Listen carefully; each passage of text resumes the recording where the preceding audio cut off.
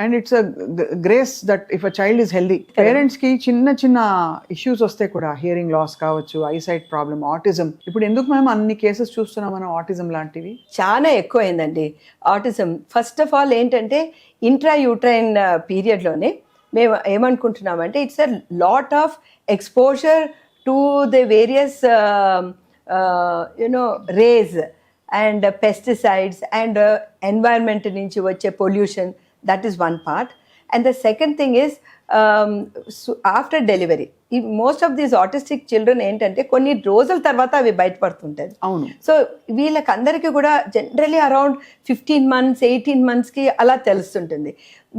Very rarely వాళ్ళు ఏమంటారు తల్లిదండ్రులు, బాగున్నారండి, ఆల్ ద మైల్ స్టోన్స్ మంచిగా ఉన్నింది, సడన్ గా baby has gone in to himself, sudden గా రచ్చ చేయడం మొదలు పెట్టడం, ఊరికే ఏదో ఇవ్వకుంటే ఏడవడము, ఇలాంటివన్నీ వచ్చినాయి. సో అది మేము మాక్సిమం ఇవన్నీ కూడా హైపర్ యాక్టివ్ చిల్డ్రన్ ఈ కోవిడ్ టైంలో చూసామండి.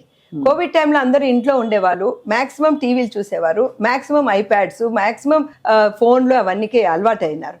ఆ టైంలో ఏమైందంటే we had a lot of children who went in to themselves. So ఒక్కసారి ఏంటంటే ఆ చిన్న మైండ్ లో యాక్చువల్లీ 8 years 5 years వరకు బ్రెయిన్ యొక్క మ్యాంటల్ ఉంటుంది.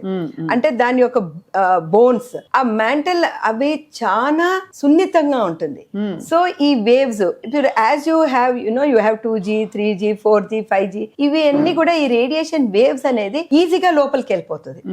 ఈజీగా లోపలికి వెళ్ళిపోయి ఇప్పుడు కొంచెం సేపు మనం సెల్ ఫోన్ చేతిలో పెట్టినా అది హీట్ మనకు తెలుస్తుంది. అవును, థ్రాబింగ్ కూడా తెలుస్తుంది, థ్రాబింగ్ తెలుస్తుంది, ఆ హీట్ తెలుస్తుంది, ఆ వైబ్రేషన్ తెలుస్తుంది. ఎంత పవర్ఫుల్ అండి ఒక సెల్ ఫోన్. మనం ఇక్కడ పెట్టామనుకోండి, నా లొకేషన్ ఇప్పటికిప్పుడే చెప్తుంది. అంటే ఇక్కడ నుంచి శాటిలైట్ కి పోతే శాటిలైట్ నుంచి మళ్ళీ ఇక్కడికి వచ్చి నా లొకేషన్ ఏంటని చెప్తుంది. సో అలాంటిది ఎంతసేపు పడుతుంది ఆ బేబీ బ్రెయిన్ లోపలికి వెళ్ళి రావడానికి. So all these things are happening because of this. So maximum to maximum పిల్లలకి మనము ఆ సెల్ ఫోన్ చూపించకుండా పెంచాలండి. సో చాలా మంది ఏంటంటే భోజనం చేసేటప్పుడు ఇవన్నీ చూపించి మనము ఈజీగా భోజనం పెట్టేసేవచ్చు పిల్లలకి అని అనుకొని అవన్నీ కార్టూన్స్ ఇవన్నీ చూపించుకుంటే అట్లా అలవాటు అయిపోతుంది పిల్లలకి.